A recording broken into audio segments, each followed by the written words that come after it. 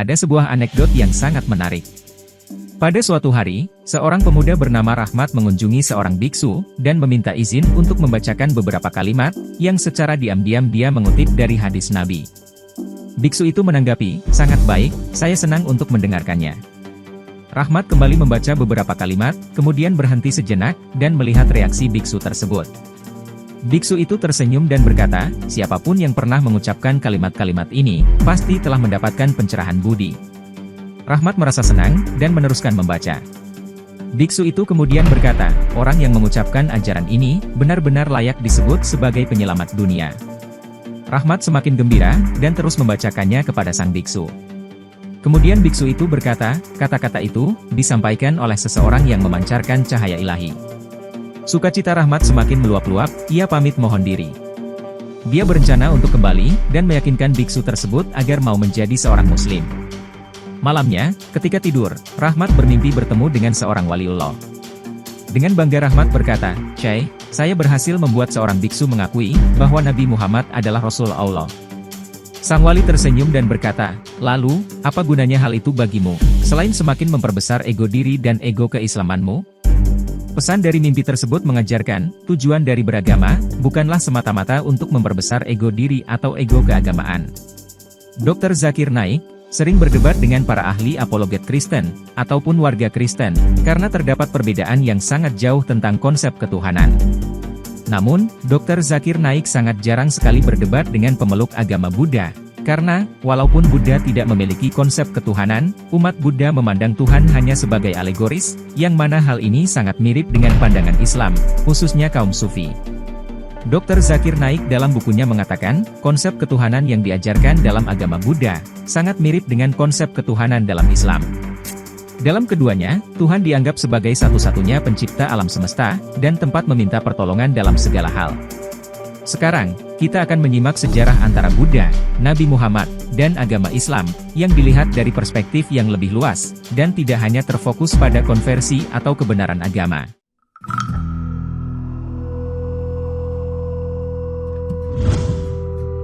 India dan Asia Barat memiliki sejarah perdagangan yang panjang, yang dimulai pada awal 3000 sebelum Masehi antara India dan Mesopotamia, dan sejak 1000 sebelum Masehi antara India dan Mesir, melalui pelabuhan-pelabuhan perantara di Yaman.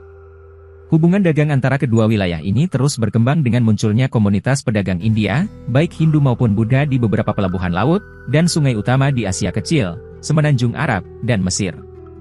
Pada tahun 225 sebelum Masehi, Kaisar Maurya India, Ashoka, mengutus biksu-biksu Buddha sebagai perwakilan untuk membangun hubungan dengan beberapa pemimpin Asia Barat. Bukti sejarah menunjukkan bahwa komunitas pengikut Buddha bermukim di selatan Baghdad, di muara sungai Efrat di Kufah, di pesisir Iran bagian timur di Zirrah, dan di mulut Teluk Aden di Pulau Sokotra. Banyak perdagangan antara India dan Asia Barat menggunakan jalur laut menuju Semenanjung Arab, dan Mekah tanah kelahiran Nabi Muhammad, menjadi pusat perdagangan penting tempat para saudagar bertemu dari timur dan barat. Semakin banyak komunitas India bermunculan di wilayah peradaban Arab itu, termasuk kaum Jat, yang sebagian besar bermukim di Bahrain dan di Ubla dekat wilayah Basrah di ujung Teluk Persia. Seorang cendekiawan pertengahan abad ke-20, Hamid Abdul Qadir dalam karyanya tentang kehidupan dan filosofi Buddha, Buddha Al-Akbar Hayatoh wa Falsaftoh mengemukakan, bahwa Nabi Zulkifli dalam Al-Quran, merujuk pada Buddha yang berasal dari Kifl. Kifl adalah terjemahan Arab dari Kapilawastu, tanah kelahiran Buddha.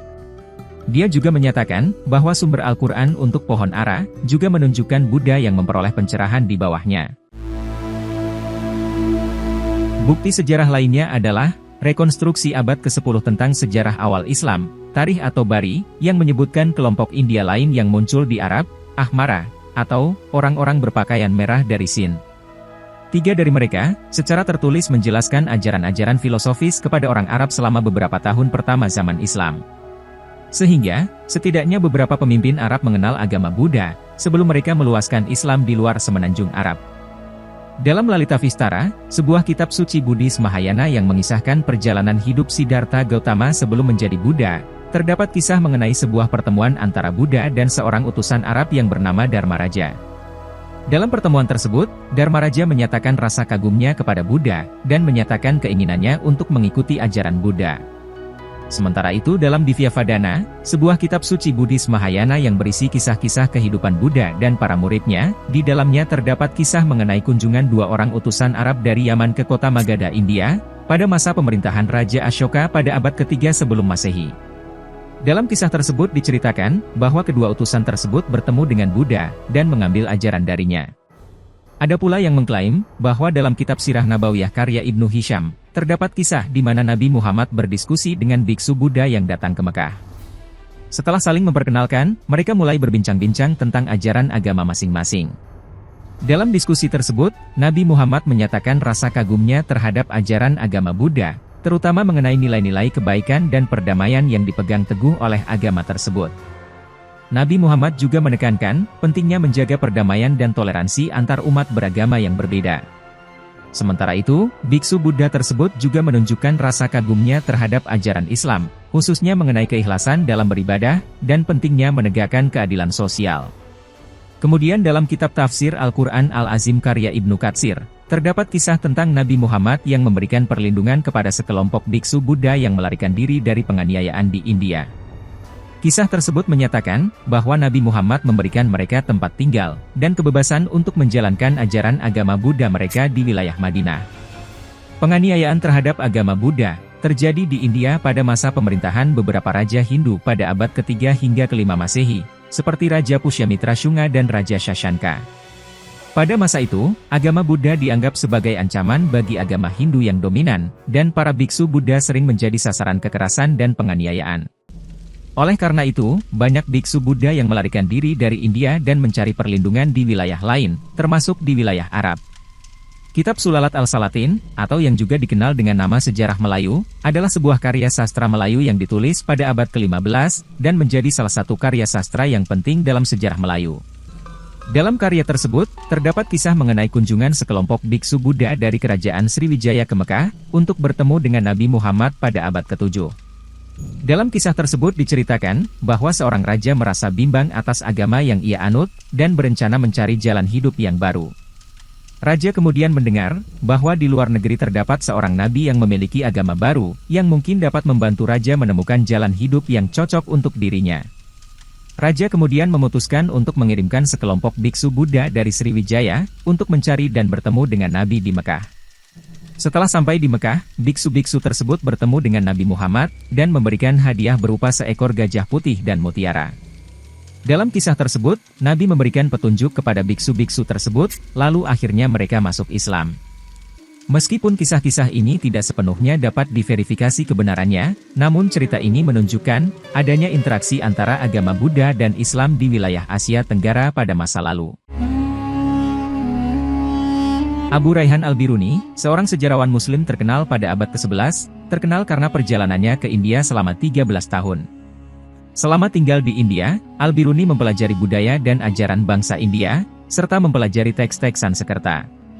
Dalam pandangannya, Sang Buddha adalah seorang nabi yang sangat berpengaruh dalam sejarah India. Dalam bukunya yang berjudul Sejarah India, atau Kitab Al-Hind, Al-Biruni memuji Sang Buddha dan ajarannya. Selain itu, Al-Biruni juga menulis tentang ukiran Buddha di Bamiyan dalam sebuah teks. Menurut Ibnu Al-Nadim dalam bukunya Al-Fihrist, komunitas Buddha di Khurasan terkenal sebagai orang-orang yang sangat dermawan, baik dari segi materi maupun spiritual. Salah satu ajaran yang diwarisi dari nabi mereka, Buddhasaf, atau Bodhisattva, bahwa dosa terbesar adalah mengatakan tidak, dan mereka menganggapnya sebagai tindakan dari iblis. Komunitas ini dianggap sebagai salah satu dari orang-orang yang paling dermawan dan toleran di dunia. Dalam kitab Al-Milal wa Nihal yang ditulis oleh Muhammad Al-Syahrastani di Baghdad pada masa dinasti Seljuk, terdapat catatan sejarah Muslim mengenai agama Buddha. Kitab tersebut dianggap sebagai sumber paling akurat dalam dunia pendidikan Muslim, ketika membahas tentang agama Buddha di India. Menurut Al-Syahrastani, agama Buddha adalah pencarian kebenaran dengan kesabaran, memberi, dan ketidakmelekatan, yang mirip dengan ajaran Sufi dalam Islam. Al-Syahrastani membandingkan Sang Buddha dengan Al-Hidrir, atau Eliyah, tokoh dalam Al-Quran, sebagai dua orang yang sama-sama mencari pencerahan. Selain itu, Al-Syahrastani memberikan catatan tentang penampilan para Buddhis, atau Asaf al-Bidada di India, dan memberikan perhatian yang lebih dalam menjelaskan tentang agama Buddha beserta ajaran-ajarannya di India. Kemudian keluarga Barmakit, memiliki kekuatan di Istana Abbasid hingga masa pemerintahan Chalib Abbasid yang keempat, Harun al-Rasyid, dan Perdana Menterinya, Yahya Ibn Barmak, adalah keturunan Muslim dari salah satu kepala administrator Buddhis dari Navavihara di Balkh, Afghanistan. Yahya mengundang pelajar Buddhis, terutama dari Kashmir, untuk datang ke rumah pengetahuan di Baghdad. Fokus utama mereka adalah menerjemahkan teks-teks pengobatan Buddhis seperti Siddhasara yang ditulis oleh Ravi Gupta.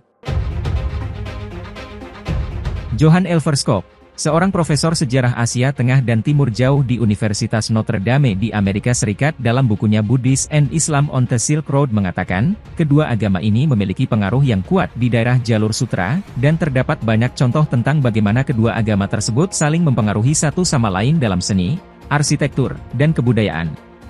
Sepeninggal Nabi Muhammad, pada masa pemerintahan Khalifah Umar, bangsa Arab menaklukkan sebagian besar wilayah di Timur Tengah, dan mulai menyerang Iran. Uthman kemudian menjadi khalifah, dan berhasil menguasai Iran, serta memulai gerakan Murji'ah dalam agama Islam. Dalam gerakan ini, orang non-Arab bisa menjadi Muslim, asalkan mereka mematuhi hukum syariah, dan menerima aturan khalifah, walaupun, kesolehan batin hanya Allah yang bisa menilai. Setelah terjadinya perang saudara antara Ali dan Muawiyah, Muawiyah akhirnya menang dan menjadi khalifah pertama dari garis Umayyah. Pada 663, kaum Arab di Iran melakukan serangan pertama mereka ke Baktria, termasuk Wihara Nava, yang merupakan salah satu tempat ibadah umat Buddha di Asia Tengah. Meskipun kebijakan militer Arab adalah membunuh semua yang melawan, mereka memberikan status perlindungan kepada pihak yang menyerah secara damai, dan menarik upeti dari mereka berupa uang atau barang. Kebijakan agama, mengikuti kebijakan militernya. Pihak yang menerima kekuasaan Arab, diizinkan untuk tetap menganut agama mereka, dengan membayar pajak penduduk. Sebagian besar umat Buddha di Baktria, menerima status perlindungan sebagai kaula non-muslim, yang setia di negara Islam dan membayar pajak penduduk bagi masyarakat non-muslim yang dibebankan pada mereka. Wihara Nava tetap buka dan berfungsi, bahkan dijelaskan dalam kitab Negeri-Negeri oleh Ibnu Al-Faqih Al-Hamadani, bahwa Wihara Nava berkembang. Penulis Persian Umayyah, Umar Ibnu Al-Asraq Al-Kermani, menulis sebuah catatan rinci tentang Wihara Nava pada awal abad ke-8, yang menjelaskan bahwa Wihara Nava memiliki kesamaan dengan Ka'bah di Mekah. Candinya memiliki kubus batu di bagian tengahnya, ditutup dengan kain, dan orang-orang berjalan mengelilinginya.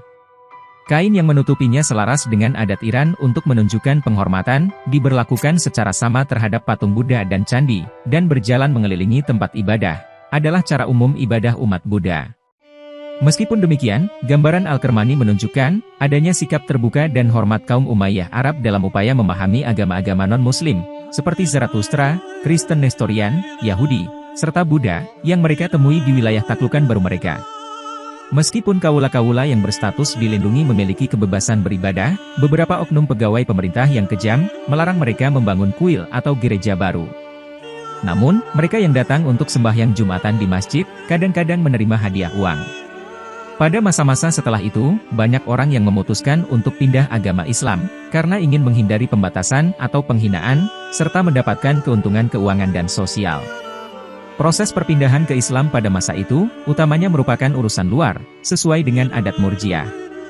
Seseorang hanya perlu mengucapkan 2 kalimat syahadat, dan melaksanakan kewajiban-kewajiban dasar agama seperti sholat 5 kali sehari, membayar zakat, berpuasa selama Ramadan, dan melakukan perjalanan haji ke Mekah 1 kali dalam hidup. Namun, anak dan cucu dari orang-orang yang pindah agama secara politis atau ekonomis ini, tumbuh di luar latar pemahaman dan konflik yang terjadi pada nenek moyangnya, dan menjadi jauh lebih ikhlas dalam menerima agama baru ini. Dengan demikian, jumlah penduduk Islam di Asia Tengah secara berangsur-angsur bertambah seiring kelahiran generasi baru, dengan jalan tanpa kekerasan. Tidak diketahui secara jelas, apakah keadaan serupa juga terjadi pada umat Buddha di Baktria dan Bukhara, tetapi tidak berlebihan menduga, hal ini sangat mungkin terjadi. Karena sebagian besar umat Buddha di Asia Tengah pada masa itu, hidup di bawah pemerintahan Umayyah, dan mereka juga terkena dampak dari kebijakan pemerintah terhadap umat non-Muslim. Secara keseluruhan, meskipun agama Buddha dan Islam memiliki perbedaan dalam keyakinan dan praktik keagamaannya, sejarah mencatat hubungan yang baik antara biksu Buddha, Islam, dan Nabi Muhammad. Hal ini menunjukkan bahwa toleransi dan penghormatan terhadap perbedaan agama, merupakan nilai yang dijunjung tinggi oleh keduanya.